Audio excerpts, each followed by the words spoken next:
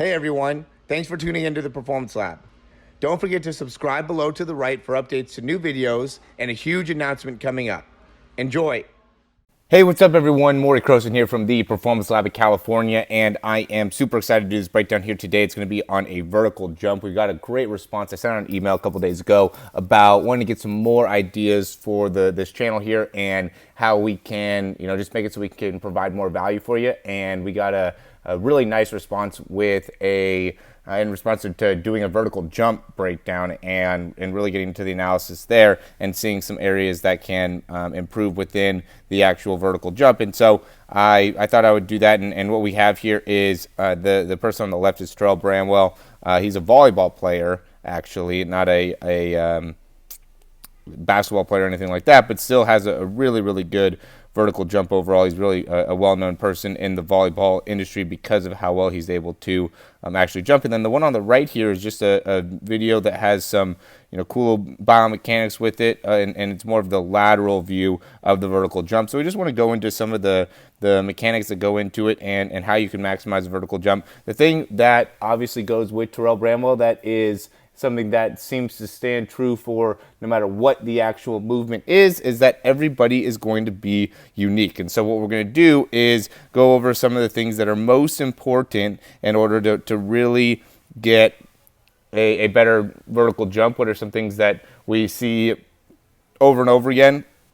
And also some of the things that Terrell Bramwell does really good that I think are unique to him. So first thing that stands out obviously is a little bit more valgus on the left leg and certainly turning, right? So we could see the left shoulder a little bit higher than the right shoulder, and we could also see a little bit more overall pronation within this left foot. So he's a little bit more on the outside part of the right leg, a little bit more on the inside part of the left leg. He's also turning a little bit more towards the side that he is really putting more on the outside, so his spine not only is turning to the right side, and he's also leaning a little bit more to the right side and really absorbing more of the weight on the inside part of this left foot here as he's beginning to load. Now he uses that as a corking mechanism to be able to really shift his weight onto the outside part of the right foot and now push himself back into full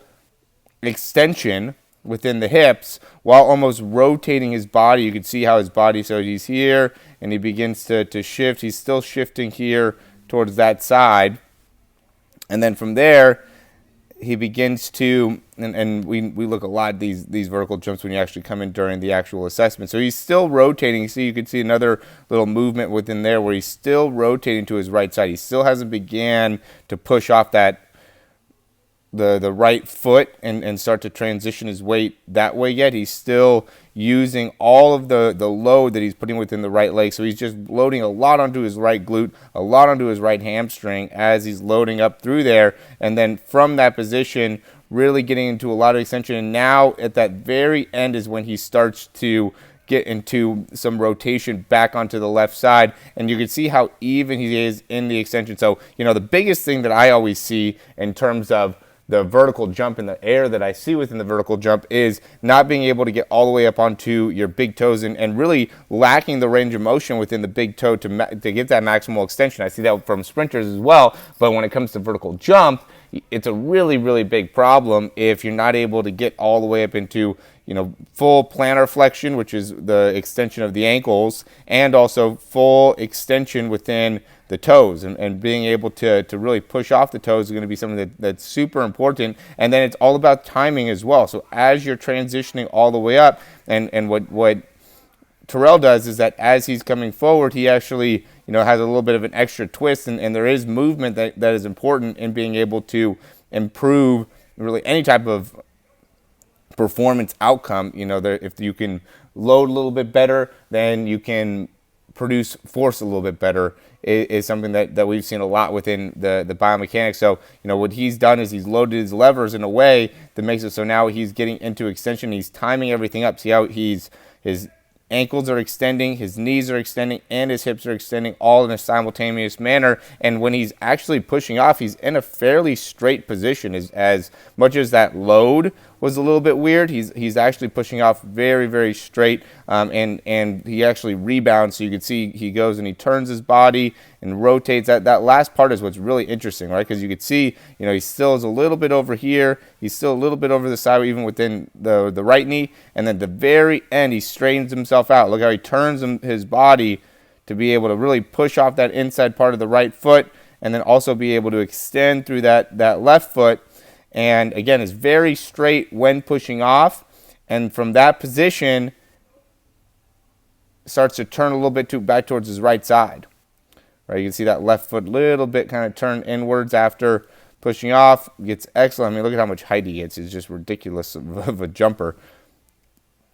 And then similar landing, right? So, in terms of how you want to be able to build up and this is why we're doing this video here, is to go a little bit more into how you want to actually help yourself improve from a vertical jump perspective. This is a super slow motion here on the right side, so you're going to have to kind of bear with me here. So, when actually going through this is on the side view, obviously this guy isn't as good of a jumper. Overall, he's not even close.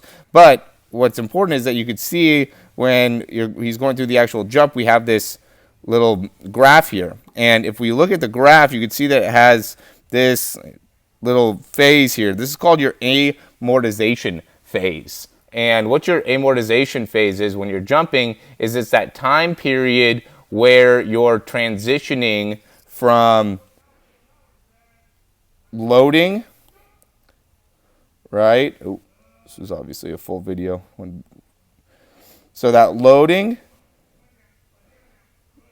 to be able to get your weight to come back up, right? So you can see he's loading, and now his weight is starting to come back up, and being able to really reduce that the best that you can is something that's an important part of being able to generate force. So really maximizing this amortization phase is something that's critical in the vertical jump, and that's where landing ends up being very, very important, because essentially what you're doing is you're going from that eccentric contraction, right? So you're loading your muscles as eccentric contraction to then concentric contraction, and being able to optimize that time. It's that stretch shortening cycle. So being able to really understand when your muscle goes all the way to that stretch, and then immediately is able to start go to the shortening, right? So it's goes stretch, and then once it gets just the full length of stretching within the hips, within the quads, within the calves, within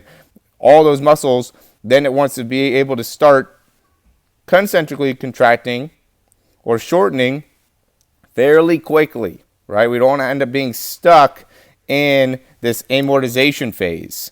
And this one that ends up killing people is that as they get into this transition, they just take too long to be able to, you can even see when he's loading. So he's loading his body, right? He's stuck here a little bit before he starts getting his hips to start coming upwards in the actual jump. And a lot of times what we'll see with those people that are really good, right, in being able to jump is it's a lot more about the being able to get into sync. You can see the difference within how he's extending. Look how he's already extending within the knee, and look at how high his ankles are off the ground. Oops, again, just so much slower here.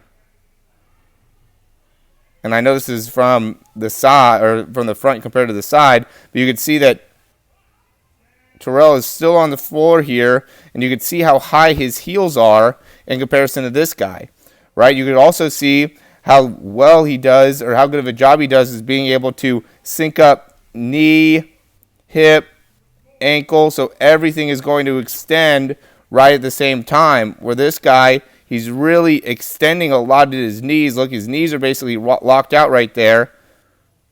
Then he kind of gets his ankles to push off, and his glutes really never even get all the way into the movement, right? He's really not even using his hips in order to actually jump off. He's primarily using his quads and his ankles. Yeah, he has good range of motion once he gets to the top, but look at the difference in the overall height. You know, yeah, he holds himself up afterwards, but look at that, how the lift is just so much different if you're able to sync up, really get to that triple extension when you're pushing off.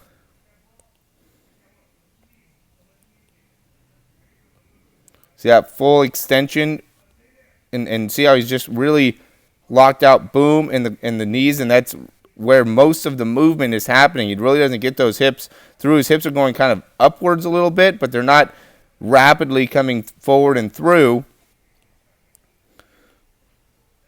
which is going to affect his ability to actually generate force through the hips and the quads. And you can even see, so now when he's landing, he's going in, look at how much overall force he takes on within the knees, right? And then how then he sinks into the hips, right? So it's a knee landing, boom, and then a hip landing, where Terrell here, as he comes down, he just absorbs everything, boom, all through he goes quads, he goes ankles, he goes hips, everything has to be able to decelerate, and he's actually even very good at being able to decelerate and then pop right back up, right? This is that stretch shortening cycle. This is that amortization. Boom, pop right back up. Where here, you can see